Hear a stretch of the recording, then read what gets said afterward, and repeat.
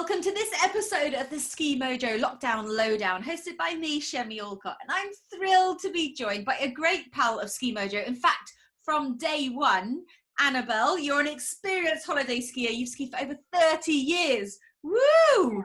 All credit to you. And I know you're very athletic. You're from a horsey background, aren't you? Yeah, always had horses, and yeah, try and keep myself fit. Bit old now, but No. Well, then the Ski Mojo has given you your new lease of life. That's for me. Definitely. Lots of my friends go skiing with their families now and only ski for an hour or something like that. And I just don't want to do that. So no compromise. No. The Mojo allows for me to chase down the mountains after my 20-something children who've both done seasons in France, and they're quite accomplished. I'm hoping you mean 20-year-old, not that you've got 20 kids. No, 20, in their 20s rather than 20 children. That would be a feat. Right, Annabelle, before we get into how great the Ski Mojo is, which has obviously brought us together, how are you doing? How's lockdown? Are you okay managing? Yeah, we're all very well. Looking forward to being able to open our glamping site again. Everything's closed at the moment, but we're very isolated. So as soon as we're allowed to, we can take guests, and we're looking forward to it. I imagine glamping actually, and how it is where you are, with everyone being kind of dispersed far away from each other, families together, that must be one of the first kind of overnight stays that people will be allowed. I'm hoping so, yeah. Yeah. Well, fingers crossed for that. Well, how have you been keeping busy? Well, we've got a small farm, and so we've been just catching up on all those jobs that there's never enough time to do. Yes, so, the to-do lists. Yeah, all the fences have been repaired, the mowing's been done. We've done lots with the horses, lots of training with the young horses, and we don't normally have so much time. So no, our homes will never look this good again. Absolutely. Now, I hate asking this question because there have been a few people who weren't able to get to the mountains, but were you able to ski last winter, or did you miss it? No, we skied in January. We had a second holiday just because with the new business that we've got, we're busy all summer, so we don't have a summer holiday. So we decided to do 2 ski holidays, and we were going to have a second holiday, but it was cancelled literally the day before. So. Oh no, you were on that Saturday transfer. That's right. Yeah. Oh, but you didn't travel out there. No. You got the call at home, because a few people I've spoken to travelled out there and had a manic, crazy time getting home. Actually, we were planning to travel on the Sunday, so the day before we heard that everything had shut down. So bags were packed, but we never actually went to the airport. Oh, okay. Well, I'm sorry you missed that, but you did. How was January this year? Did you have a great time? Oh, it was amazing. The snow was amazing, and we had lovely blue skies. So it was one of those really special holidays where we weren't battling with the elements. And you go with the kids. You go with the whole family. Do you go with other friends as well? The similar ability? Well, this year we didn't, but usually we ski in a group. So when we were younger, we skied with other people our age, and now we tend to go with family holidays. All our children have grown up, and it's a good way of getting the family together. And it's the best family holiday, isn't it? Because they still want to hang out with mum. I know. They during the day, they kind of want to do half a day skiing with the adults, as I call them. But we all have fun in the evenings together, and it's all great. So it's amazing. Yeah, and so you've been skiing for a long time, Annabelle. When did you and Ski Mojo first meet? Well, I've skied since I was 19, but I first wore a Mojo, I think it was must be about 12 years ago. So, oh wow, so that was one of the originals. Yeah. So I heard about it. I had been ill. I'd had breast cancer and had chemotherapy and wasn't as fit as I usually am. And so when I heard about the Mojo, I thought I'm going to give it a go. Was desperate to kind of just get back out there and get on with living my life. And so I did, and I literally have not looked back, because it's just amazing. I could, even with really sort of wobbly legs on that particular holiday, I was able to ski all day, and just sort of gave me a support. It hasn't turned me into an international skier, I'm sad to say. But it means, but it does mean I literally, even I'm 57 and I'm overweight, but I can literally just one week of the year, just get on my skis and ski all day. So And it sounds like it brought you obviously improved performance, but much more mental confidence, that you didn't have time to do all that prep work the first time you went.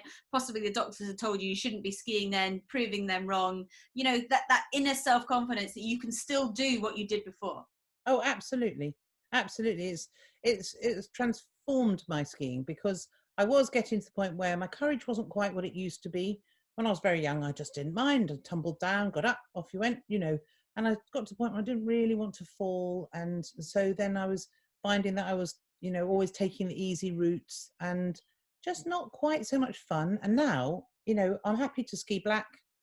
Again, not quite as fast as I used to, but I can happily pick my way down because my legs don't get that terrible burn. And Amazing. So yeah, the whole mountain is your playground now. You know, you absolutely. don't have to be restricted, and skiing within your limit when you're out there in these epic terrain, it is really brutal. It's very unsatisfying. So to be able to kind of unlock that door and say, actually, this is all yours to have a go at. Well, I'd got to the point where when I was skiing with a group of friends, you know, and people would say, let's go over to such and such, I'd start to think, oh no, that means we're going to have to come down so and so, you know. And I don't worry about that now. People can go, oh, do you want to go over here? And I don't worry about, oh, do I know it? Have I been there before? Can I manage? I just think, I'll be okay. Oh, amazing. I know that my legs will do it. Yeah. And it's just, you know, Has it improved your performance? Would your kids say you're skiing better now, technically wise? yeah, I'd say weirdly it has. Yeah, no, I think it does. It probably needed improving. So, But yeah, it's sort of weird to say it, but I kind of feel a bit more bouncy. yeah, Um, no, of and course, you've got a suspension underneath you. You've got support. yeah, and I don't feel that when I'm doing a long, steeper run, that I've got that kind of feeling of running out of the bounce. You know, you get to the point where, and then you're grinding along and traversing for miles and just desperately frightened to turn. I don't feel like that anymore. Amazing. I just know I've got that support, Yeah. and I feel quite pleased. And I have spoken to the guys at Mojo, and at Ski Mojo, and they said to me, "Oh, you could wear it on the outside, you know," but I kind of like to keep it to myself. Oh, you're an inside. You're a secret. You're a Yeah, secret. well, then I think people go, "Look at that old girl. Of course, she's going some." It's Anyway, like having a rocket that you can light and no one knows about. yeah, it is. See, I'm the opposite. I'm very showy, so I wear mine on the outside so that everyone talks to me and goes, "What is that?" And I can explain it. Did you have to adapt to your skiing with it the first time you skied, or was it straight away? Okay, I know what to do. No, I know. Just I didn't. In fact, when I first put it on, my response was, "Well, I can't really tell the difference." I didn't really tell the difference until I switched it off, and then I thought, Yes. "Oh, it all feels really wobbly." Yeah, lots of people say that. Yeah. So I would say that when you first put it on, you probably don't instantly No. notice. And the amount of pressure actually off your lower limbs it takes is a lot. Yeah, But because you're not feeling fatigue, your body doesn't register it because you feel great. absolutely. Whereas exactly, if you do the same movement but switched off, you're like, okay, right, I understand the difference. So what happened to me was I got off a lift and forgot to switch it back on, and started to ski and thought, oh, oh dear, I feel really tired. I feel all wobbly. This doesn't seem to be happening for me anymore. And then I realised why. Click, click, back Yeah, on. boom. And I was like, oh, bliss. And really, For me, those clicks, they're quite empowering. You know, in yeah, the old Western movies when John Wayne does choo-choo. yeah, I feel like that. I'm choo-choo, I'm on. yeah, exactly. It's great. Yeah, absolutely brilliant. Superhero mode. Yeah. Yeah, maybe I should put it underneath and kind of go for the secret approach, but I like it out there. Well, you know, I've got to the point where I wouldn't mind. I've got ski pants that go over the top, so I wouldn't mind. Yeah. If for some reason somebody said, you know, you've got to wear different ski trousers and Yeah, no, it doesn't matter. whatever, I'd happily do it because, Yeah. you know, I have been known to drop my trousers in a restaurant when people say, "What's that? What's that?" And you know, quickly show them. People, you know, very quickly. You sound like great fun. Well, I can assure you, I'm wearing under trousers. Okay, of course. Got nice thermals on, tiger print. Well, In not quite. terms, Annabelle, of value for money, obviously ski holidays are expensive. People invest in a lot. I've had some quite interesting feedback from this question so far.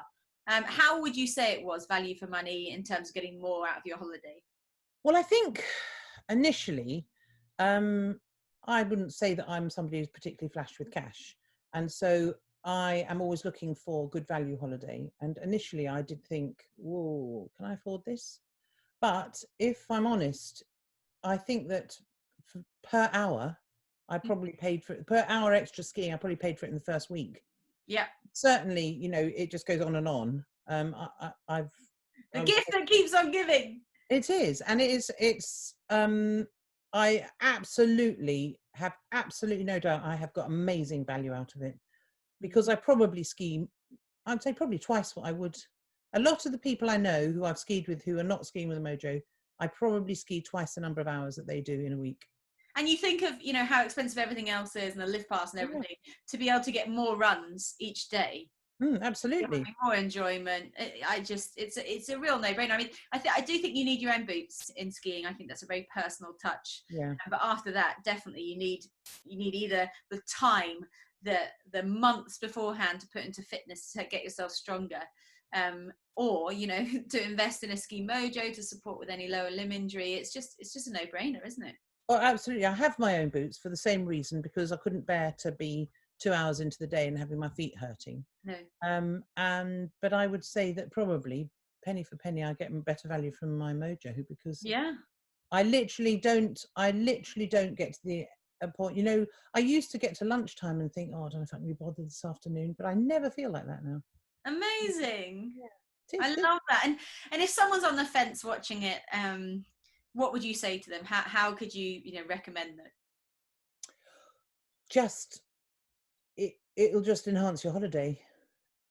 I think that when you're young, you go out and you have so much time, and when you're a bit older and you're working hard, a week's holiday is so important, and it just means that you get so much more from your skiing holiday.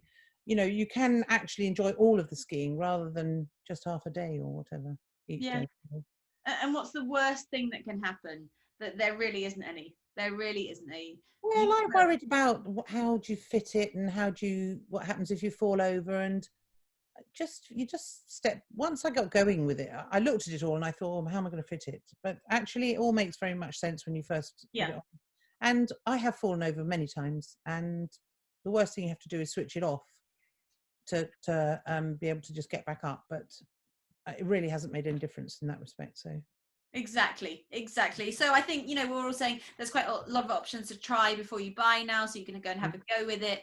Obviously we've got great fitters here in the UK, you and I know them well, and I just think, why not do something that can take away your pain, improve your performance, and mean that you can ski longer? Well, I'd happily put money on it. If people said, if you try it, you won't want to ski without it. Yeah. Definitely. Do you say that to a lot of your friends? I do. And a couple of my friends who bought it absolutely wholeheartedly agree. So love it. You've got a little Ski Mojo crew. I have. We're all there getting off the lift. And I want to join your crew. We can do the John Wayne choo-choo. Let's go together. Yeah. Mojo engaged. Off we go. Oh, I love it. Well, listen, thank you so much for joining me.